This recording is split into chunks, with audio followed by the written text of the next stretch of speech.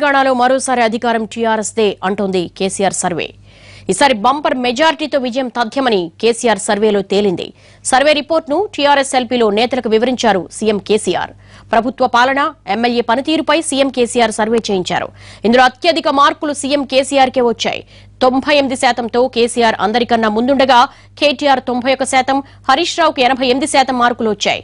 మొత్తంగా టీఆర్ఎస్ 111 స్థానాల్లో విజయం చోటు చేసుకోబోతోందని, జోరు సాగబోతోందని కేసీఆర్ సర్వే తేల్చింది.